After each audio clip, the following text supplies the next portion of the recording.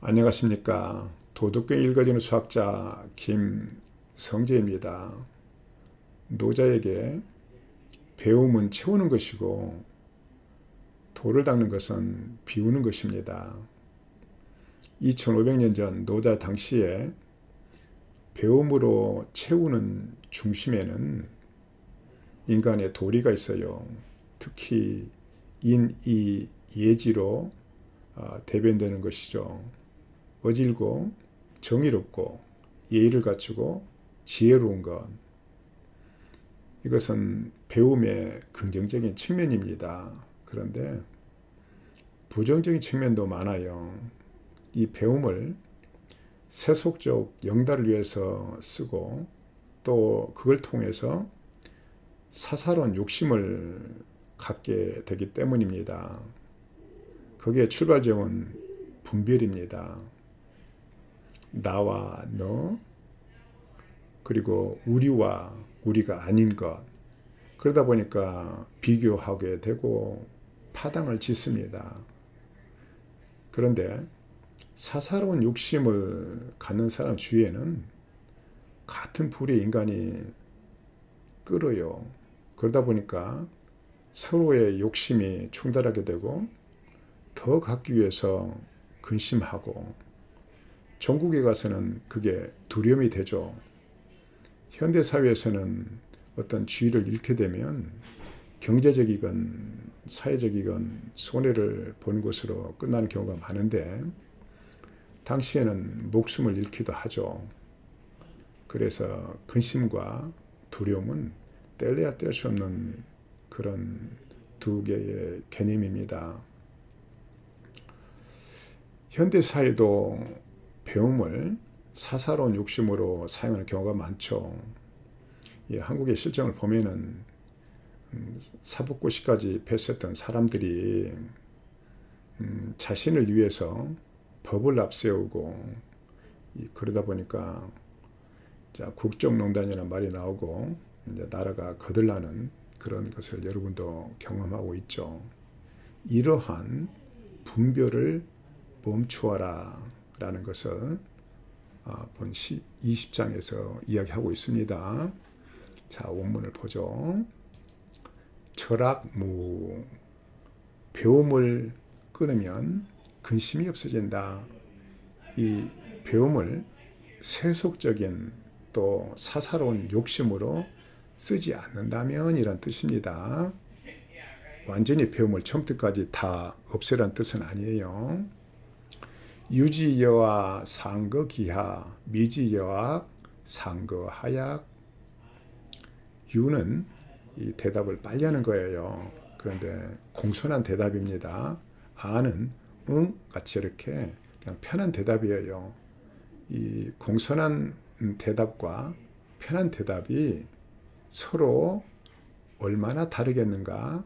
아름다움과 추함이 얼마나 다르겠는가? 자, 아름다움은 세속적인 눈으로 볼 때 관측에 나가고 어떤 그룹에 속하는 그런 것을 아름다움이라고 볼 수 있고요. 그렇지 못한 것을 추한 것이라고 볼 수가 있겠죠. 인지소외 불가불에 사람들이 두려워하는 것을 두려워하지 않을 수 없구나.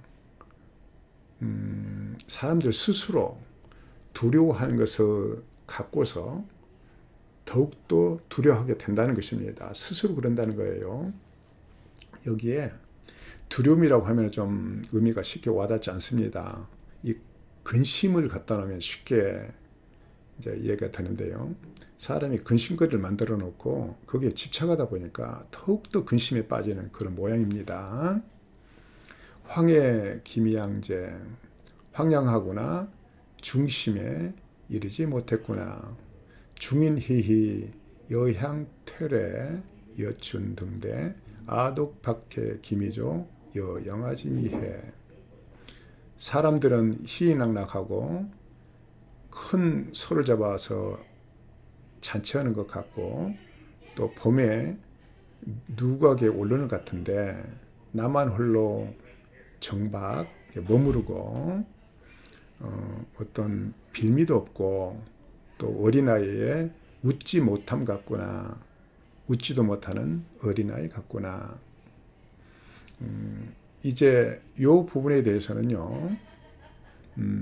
나라는 표현을 쓰게 되는데 이 노자 자신이 그런 것이 아니라 사람들이 마음이 그런다는 거예요.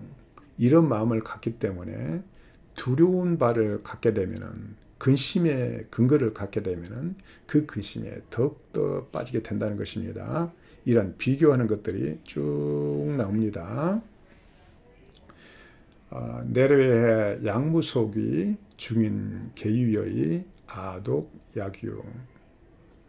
드리워졌다는 거예요. 축 늘어졌다는 것입니다. 그래서 돌아갈 것도 없고 사람들은 다 여유 있어 보이는데 나는 홀로 남겨진 것 같다. 나만 홀로 뒤처진 것 같다. 위인지 심야제 돈돈해. 나는 바보의 마음인가? 나는 바보의 마음을 가졌구나. 어리석구나. 속엔 소소 아독 혼혼 속엔 찰찰 아독 민민. 세상 사람들은 분명한데 나는 어둡고 사람들은 모두 잘 살피는데 나는 홀로 둔하구나. 계속 비교가 유지돼요. 담에 기약해 요해 양무지. 이 담자는 고요하다, 맑다는 뜻이에요. 바다는 고요하고 맑은데 바람 소리 요자입니다. 바람은 그치지 않는구나. 요 말은 일부 이제 노자님의 마음을 표현한 것이라고 봐도 돼요. 그러고 나서 다시 중인 계유의 아도관섭이 사람들은 다 요 이자는 원인 같은 거 이런 것을 말할 때 써요. 다 이유가 있는데 실속이 있는데 나는 홀로 완고하고 비루하구나. 촌스럽다는 뜻이에요. 아독이 여인이 귀식모. 나는 다른 사람과 사람들과 다르게 홀로 먹이의 근원을 귀하게 여긴다. 그것은 어떤 근원이겠죠. 먹이의 어미는 근원이게 되겠죠. 어떤 근원을 귀하게 여긴다라는 것입니다. 원래 오래된 축간본에는 요 삼행만 있습니다. 그래서 이제 요 나중에 이제 나타나게 되는데요. 요 부분은 비교하는 것을 잔뜩 담고 있어요. 도인은 애당초 비교를 모릅니다. 왜냐? 분별은 불행의 씨앗이 되기 때문에 그렇습니다. 불행의 근원이에요. 그렇기 때문에 도를 좀 아는 사람은 비교하지 않습니다. 이 사람들의 마음을 표현한 것으로 보는 것이 마땅합니다. 그리고 요 문장이에요. 요 문장을 여기에 이제 사람이 자가 들어가기도 하는데요. 나중에 판본에 나중에 판본이 아니라 얼리 그렇죠. 그러니까 예전에 판본에 사람이 자가 들어가기도 하는데요. 요거를 대부분의 학자들은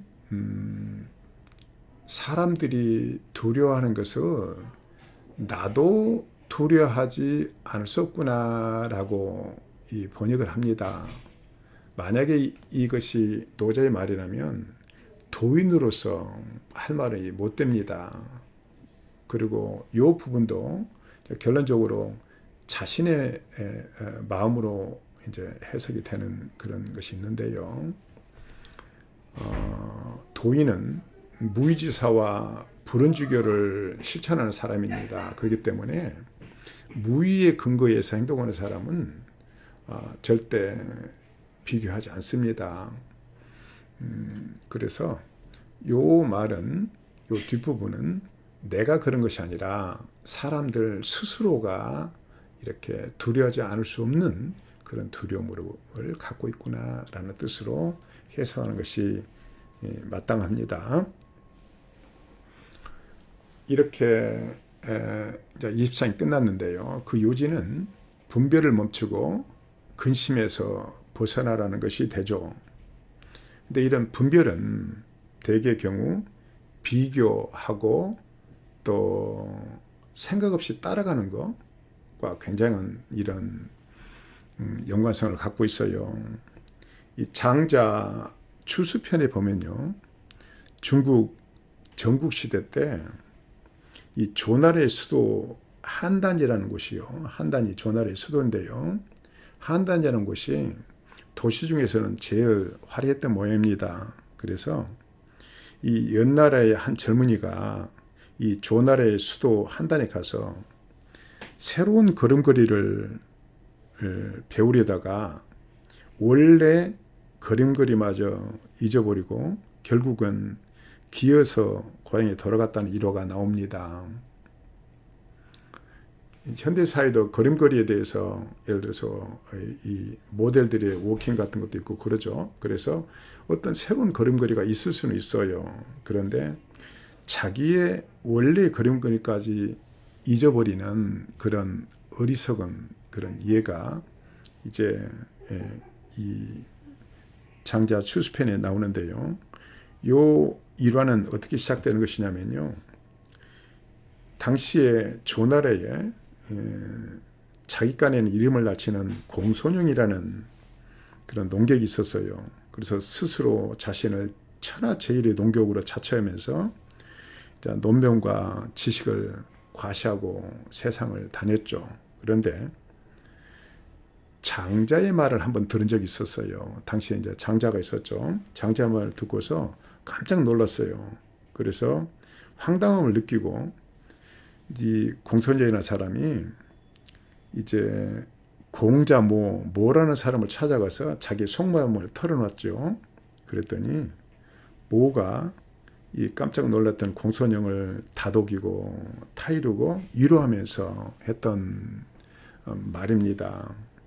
이런 예를 이제 만들어서 이야기를 했죠. 그러니까 이 장자 추수편에 나오는 말은 정말 있지 않은 말일 수도 있어요. 그런데 어쨌든 이 한단지보라는 것은요. 한단의 걸음걸이인데 나무 흉내를 내려다 도리어 자기 본래의 것까지 잃어버린다는 것을 의미하죠. 또 자신의 분수를 잊고 남을 따라하는 어리석음을 뜻하기도 합니다. 남의 걸음으로 걸으면 중심을 잃기 십상이죠. 또 금방 탈이 날 것입니다. 여러분들이 무엇을 배우려고 한다면 내면의 배움으로부터 시작할 일이죠.